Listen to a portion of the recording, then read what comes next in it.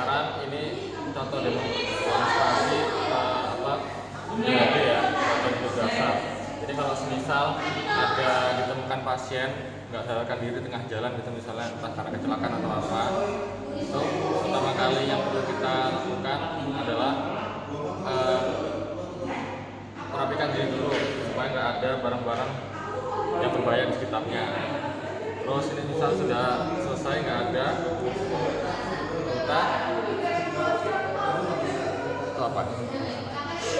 kita lakuin teknik AFKU. Yang pertama tuh alert, terus verbal, terus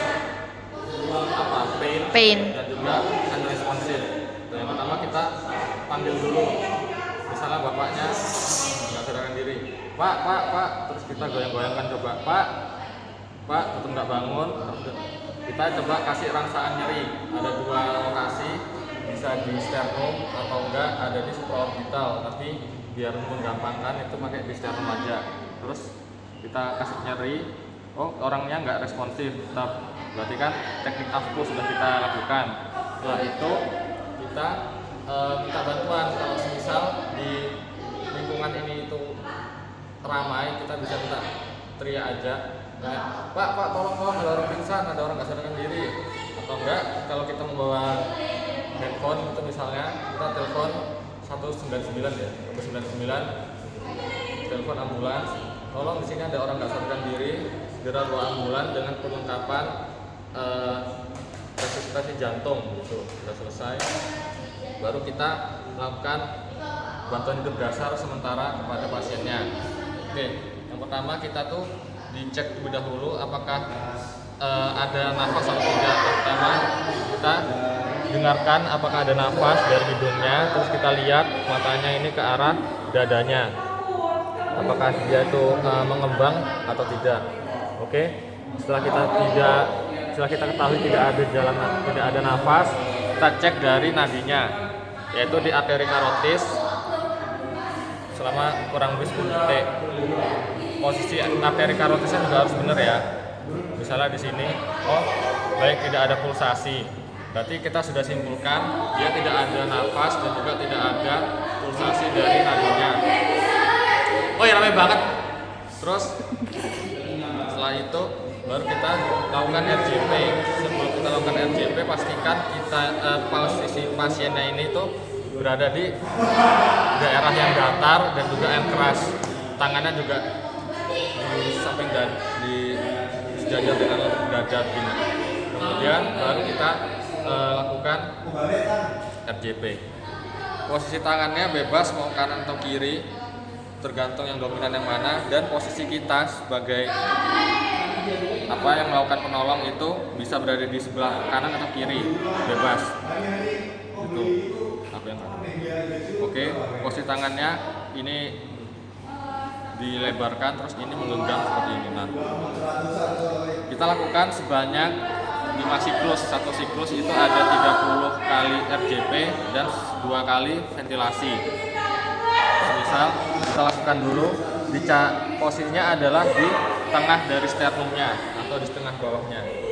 Oke, ini sudah kira-kira ada di tengah sternumnya. Baru kita posisikan sebesar 90 derajat untuk sikunya, dan juga tidak boleh sampai ininya tuh lemas. Yang digerakkan hanyalah bagian bahunya saja. Oke, terus kita hitung temponya.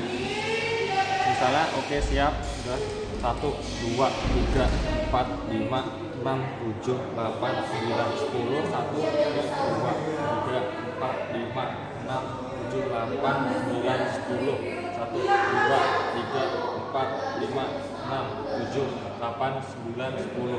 Nah, itu untuk contoh satu siklusnya yang RJP. Kemudian untuk ventilasinya kita itu perlu dicek terlebih dahulu dari keterbukaan jalan napasnya itu bagaimana. Misal ini tuh kepalanya pasien.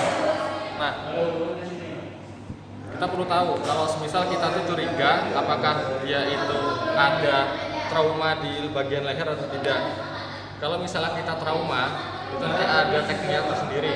Oke, aku akan jelasin kalau misalnya dia nggak ada trauma.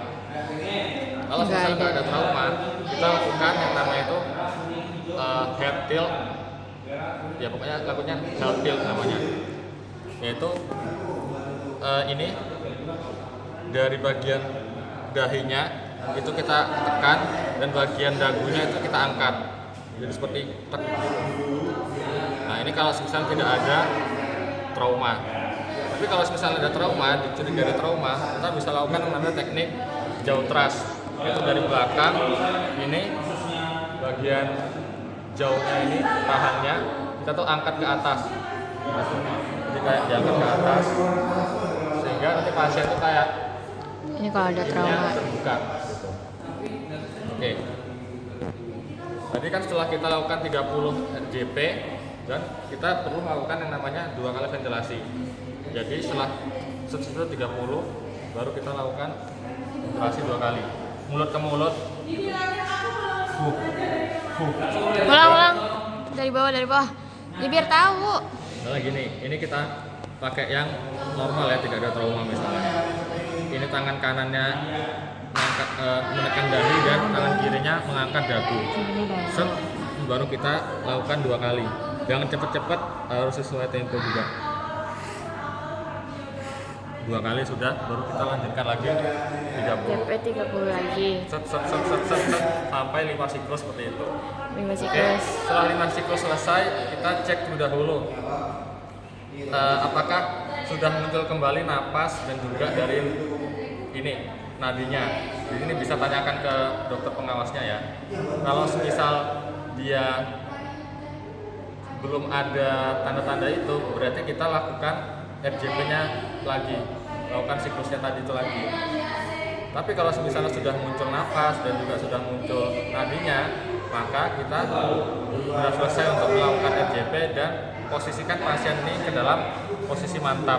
Jadi biar aku tunjukin dari pasien yang posisinya seperti ini, itu Kan awal kayak gini. sebelah tangan kanannya, di tangan kanannya kanan samping seperti ini, tangan kiri itu berada di samping kuping. bawah, Terus abis itu bawah kepala, pasiennya suruh miring ke kanan, ditekuk seperti ini. kaki kiri yang di atas tuh Ini namanya posisi mantap. posisi mantap. Oke. Udah.